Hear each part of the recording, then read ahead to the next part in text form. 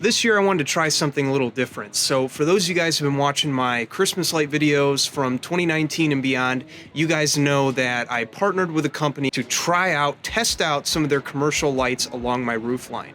And as you can see, over the last 4 years, that has turned out fantastic. This year, I wanted to add just a little bit more of an outlining characteristic to my roof line by outlining some ridges.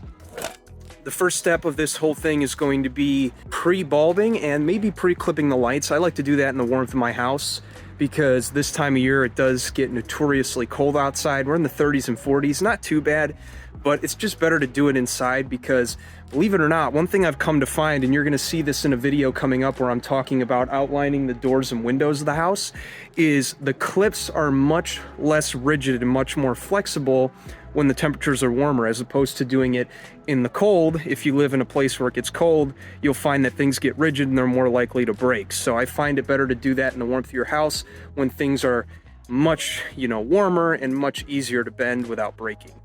Well, it's a little more fitting now. It stopped snowing, which is good.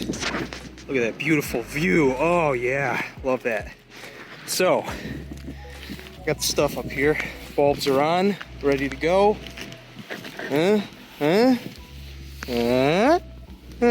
Here are the ridges I wanted to outline. As you can see, I got these two ridges above the garage, and then I got one that bounces over here and goes over the front porch. So as you can see, the layout of my house isn't too convoluted. Now, one thing I want to point out here early on is I went ahead and clipped these on with regular shingle and gutter clips. Now, while that's nice, there is a limitation with that. So the limitation being, I'm going to show you right now from down here, is that you're not able to get the lights on center with the ridges. Now you could try, but the spacing isn't going to be factory. It's going to be nearly impossible to do it that way with these clips.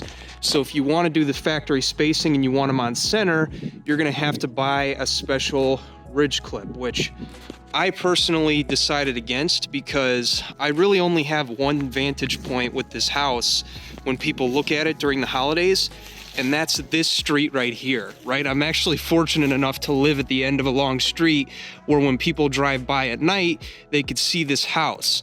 And this is really the only vantage point I need to nail and hit. And because of that, I don't see centering the lights on the ridges as a priority, because at the end of the day, they're only gonna be seen from that front. And if they are seen from the side, well, it's not gonna be that much of a deal breaker. Now, I will say this, if you live on a corner lot or you live in somewhere that's the center of your subdivision, then maybe that's where I would say, oh, and you have some more convoluted ridges that like stretch out all across your roof line, this and that and everywhere, then I would definitely say go with the ridge clips. But if you have something as basic as what I have and it's only seen from one vantage point and it's at the very end of your subdivision, that's gonna do. That's gonna be good enough. And as you'll see in some pictures at night, speaks volumes.